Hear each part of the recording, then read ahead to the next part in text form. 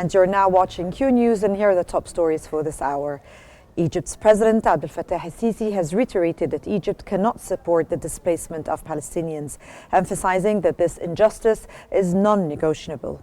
Speaking alongside the Kenyan President William Ruto, El-Sisi stressed that forced relocation would jeopardize Egypt's national security. He reaffirmed Egypt's commitment to working with the US, President Trump, for a two-state solution, and pointed out the global recognition of the historic injustice faced by the Palestinians. He also noted the devastating impact of the crisis in Gaza and Egypt's firm opposition to displacement plans. Al-Qahira News correspondent in the Egyptian side of Rafah has reported that 11 fuel trucks entered Gaza from Egypt today. He confirmed that these fuel trucks are within the 193 aid trucks with medical and food supplies that have entered Gaza through the Karam Abu Salim and El Auja crossings in preparation to enter the Gaza Strip.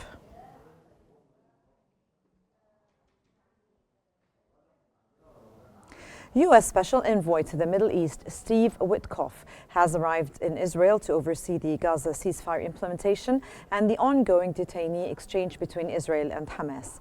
Negotiations are set to commence on the agreement's 16th day, next Tuesday. Witkoff is also expected to meet Israeli Defense Minister Israel Katz. He also visited Gaza's Nazirim corridor and Karam Abu Salim crossing. Witkoff carries Trump's message urging full execution of the exchange deal. At Auschwitz also tomorrow, but then on to Israel, because the implementation here is the critical. Israel's UN ambassador has announced that the country would cut all ties with the United Nations Relief and Works Agency for Palestinian Refugees and any organizations that replace it. Israel demands that UNRWA cease its activities and vacate all its facilities in Jerusalem within 48 hours. This statement preceded a UN Security Council meeting regarding a new law passed by the Israeli Knesset, which effectively terminates UNRWA's legal presence in Israel, taking effect on January the 30th. The law prohibits UNRWA's operations within Israel's sovereign borders and bans any communication between Israeli officials and the UNRWA.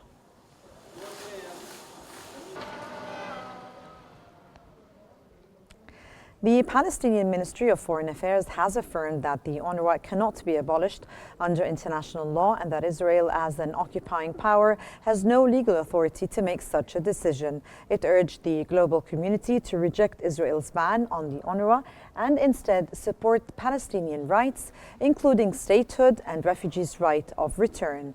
The ministry emphasized that the UNRWA plays a crucial humanitarian role, warning that aligning with Israel's decision violates international law and serves broader efforts to erase Palestinian rights.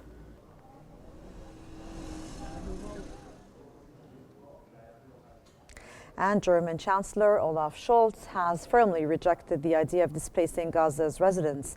Scholz reaffirmed that a just resolution to the Palestinian issue lies in a two-state solution, enabling peaceful coexistence with Israel.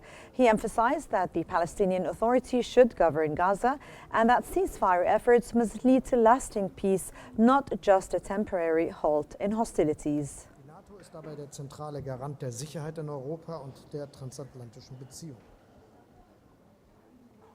And the UK Minister for Development, Annelies Dodds, has announced a £17 million aid package for Gaza to support essential services and healthcare. Speaking in Parliament, she called the truce agreement a source of hope. Dodds noted that aid trucks had begun entering Gaza and that over 200,000 food parcels had been distributed. With this new funding, the UK aid to the Palestinian territories will exceed £129 million this year. Medicines were transported into Gaza on a Jordanian helicopter. I'm really pleased. The Lebanese Ministry of Health has reported that an Israeli airstrike on southern Lebanon injured 5 people. The attack, carried out by an Israeli drone in the town of Magdal Salim, is part of escalating hostilities. The ministry further reported that 36 Lebanese civilians sustained injuries from Israeli assaults on Yaroun, Nabtiya al-Fawqa, and Zotar in the past hours, highlighting the intensifying violence in the region.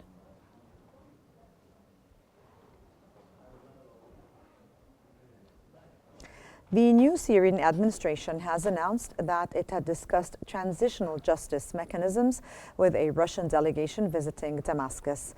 The administration emphasized that restoring relations must address past mistakes, respect the will of the Syrian people, and serve their interests.